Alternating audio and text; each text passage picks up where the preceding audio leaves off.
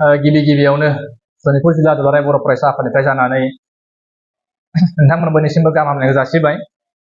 दिनै जोङो ढेकियाजुलिनि इडुकेसन ब्लकआव जों थांदोंमोन।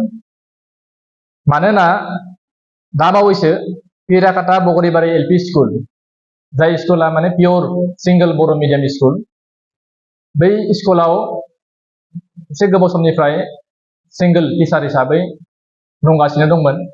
दा बै सिंगल टिचाराव माने अफिसनिफ्राय सासे एसामिस माने बर' रोङि एसामिस फोरोंगिरि टिचार बिथांमोना हरदों। दा बेखौ रायजोफोरा जयेन जाहोआखै आरो बिथांमोना जोबोद दुखु मोनदों बर' मिडियाम स्कुलाव एसामिस टिचार हरनायनि थाखाय। आरो बेल' नङा, आसाम सरकार आरो एजुकेशन डिपार्टमेन्टनि माखासे अफिसारफोरा जोंनि डिस्ट्रिक्टनि सिङाव थानाय गोबां फरायसालिफोरावनो, गुदि फरायसालिफोरावनो बिथांमोना जेरावनो माने सिंगल टिचार बा जिर' टिचार जानानै दङ, बेबायदि फरायसालिफोराव बिथांमोना एसामिस मिडियाम माने जायफ्रा बर' रोङा एसामिस मिडियामाव फोरोंनाय एसामिस मिडियाम फरायसालिनिफ्राय लांनानै गोबां फोरोंगिरिफोरखौ थिसननो थाखाय बिथांमोना सेस्था खालामदोंमोन। 2024 मायथाइनि 3 मार्चआव मोनसे अर्डार ओंखारदोंमोन, जायखौ ओनसोलनि रायजो राजाफोरा गिखांनाय मोनदोंमोन। बर' मिडियामखौ आसाम गभर्नमेन्टआ फोथांनो नागारै फोथैनो नागिरदों। बै बर' मिडियाम फरायसालिखौ एसामिस मिडियामाव कनभार्ट खालामनो थाखाय बिथांमोना षड़यन्त्र खालामदों, बिदि मोनसे गिखांनाय फैदों। दा बेखौनो लानानै जोङो बर' रोंनाय बा बर' फोरोंगिरिसो नांगौ बेबायदि होननानै जोङो बर' साहित्य सभा आरो दुलाराय बर' फरायसा आफाद, जोङो डिस्ट्रिक्ट आफादा गोबांबार जोङो इडुकेसन डाइरेक्टरनाव जों थांबाय, गोबां जोङो बिदिनो लिस्ट बानायनानै होबाय। गोबां आरो डिस्ट्रिक्टनि सिङाव थानाय प्रभिन्सियेलाइज फरायसालिफोराव भेकेन्ट पस्ट जानानै दङ, सिंगल फोरोंगिरि जानानै दङ। बेबायदि फरायसालिनि माखासे डाटाफोरखौ जोङो थांनानै डाइरेक्टर, इडुकेसन डाइरेक्टर जाय गुवाहाटियाव दङ काहिलिपारायाव, बिथांनाव थांनानै जोङो गथायहैबाय। आरो बेल' नङा, जोंनि मिरु लेभेलनि सेन्ट्रेल लेभेलनि दैदेनगिरि बिथांमोना इडुकेसन मिनिस्टारजोंबो रायलायबाय, इडुकेसन डिपार्टमेन्टनि हाइ लेभेलनि अफिसार बिथांमोनजोंबो रायलायबाय। बिथांमोना गोबां खोथा होबाय, थाबैनो बै इजिएसजों लोगोसे प्रभिन्सियेलाइज बै फरायसालिफोराव जेरावनोखि फोरोंगिरिनि आंखाल जानानै दङ, बैबायदि फरायसालियाव फोरोंगिरि थिसनगोन होननानै बिथांमोना गोबांबार खोथा होबाय। खेबसेल' नङा, खेबथाम खेबब्रै सावरायबाय।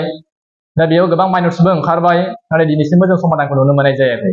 दा बेनिखायनो दिनै जोङो प्रेस मिटनि गेजेरजों एसामिस आरो बर' एसामिसखौ जों होखांबाय, बेनि गेजेरजों बे मिडियानि गेजेरजों जोङो आसाम सरकार आरो अफिसार बिथांमोनखौ जोङो गोख्रों रावजों जों सोंखारिदों, थाबैनो बै बर' बिजों फरायसालियाव, जाय फरायसालियावनोखि फोरोंगिरि नांथारगौ, बोसोरसेल' नङा गोबां बोसोर जाबाय बै फरायसाफोरा डिप्राइभ जाबोनाया फोरोंगिरिनि आंखालनि थाखाय। रायजोफोरा जि सासे सानै हादों थिसनदों, नाथाय गोबां फरायसालियानो बेबायदि थिसननो हायाखै। दा बेनिखायनो जोङो दिनै मोनसे प्रेस मिटनि गेजेरजों जोङो गोख्रों सरकारखौ आरो अफिसार बिथांमोनखौ जों सोंखारियो जे बिथांमोना थाबैनो बे अक्ट'बरनि गेजेरावनो थाबैनो जोंनि बै फोरोंगिरि आंखाल जानाय फरायसालिफोराव थाबैनो फोरोंगिरि थिसननांगौ। आरो जुदि बेबायदि फोरोंगिरि बिथांमोननि आखायाव गैयाब्ला थाबैनो स्पेसियेल बिथांमोना टेट बर' मिडियामनि थाखाय फाथिगोन होननानै बुंदों। थाबैनो स्पेसियेल टेटखौ फाथिनानै थाबैनो बे फोरोंगिरि जेंनाखौ जों समाधान खालामना होयो, बेखौ जोङो गोख्रों रावजों जों सोंखारिदों आरो बिथांमोनखौ खावलायदों।